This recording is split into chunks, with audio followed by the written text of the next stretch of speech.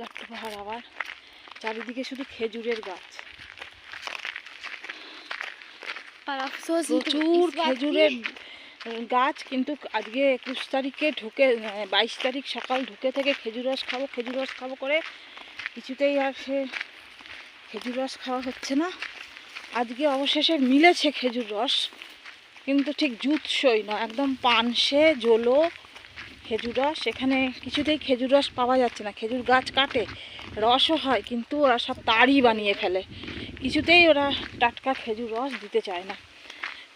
3 দিন ধরে বলে আজকে পাওয়া গিয়েছিল, কিন্তু একদম ভালো না খেতে, তাই খেলাম আর কি, দুধের স্বাদ ঘোলে মেটালাম।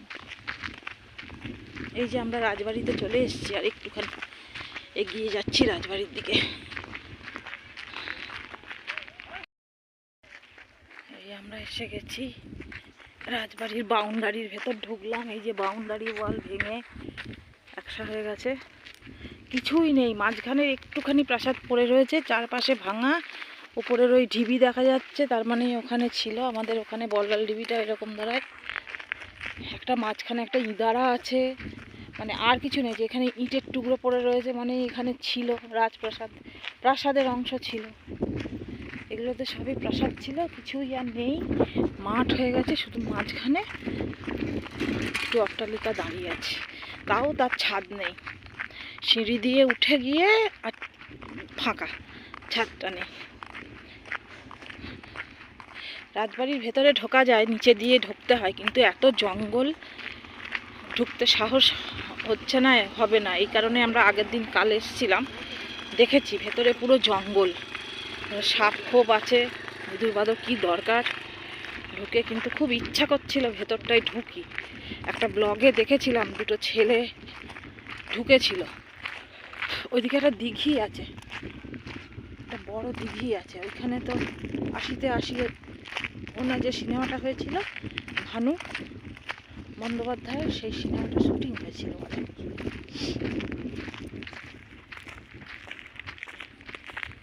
টুরিস্ট এসছে গাড়ি করে, প্রচুর টুরিস্ট আসে এখানে এইটুকুনি দেখতে। দুর্গেশ্বরের গুপ্তধনের এখানে শুটিং হয়েছিল, সবাই ভিডিও করছে। সত্যি রাজপ্রাসাদটা দেখলে না মনটা খারাপ হয়ে যায়। একটা সময় এখানে কত আড়ম্বর ছিল, হয়তো কেন রাজপ্রাসাদ নেই তাই। চল ওই সাইডটা দিয়ে ঢুকবো। আমরা একদম রাজবাড়ির সামনে, দেখছি ঢুকবার ইচ্ছা আছে। এই ভেতরটা দেখছি, ঢুকে দেখি যা হবে। ঢুকে তো নি, কি আর হবে। এই দিকটা যাওয়া যাবে না, এই দিকটা জঙ্গল।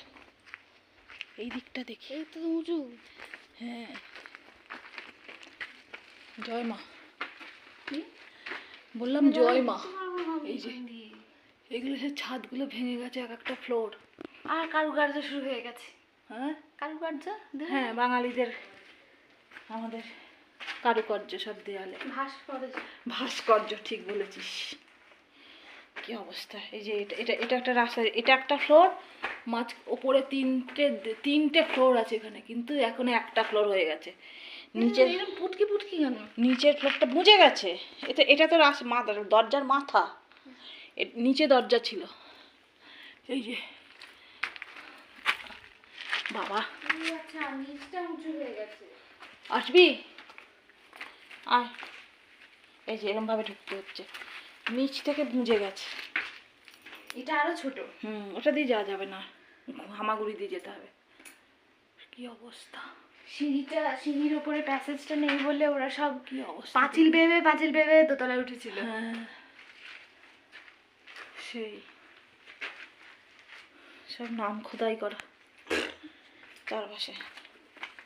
কি আছে দেখি এদিকটা। বাবা এদিকটা যাওয়াই যাবে না, জানলার থেকেও ছোট হয়ে গেছে, জানলার মতো না। চল দেখি, বেরোয়। এদিকটা জঙ্গল হয়ে গেছে। এটা দরজা না জানলা বোঝা মুশকিল।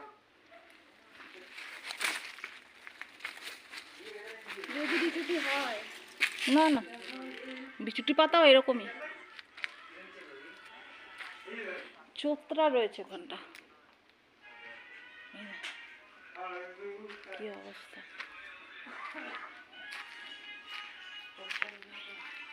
হাই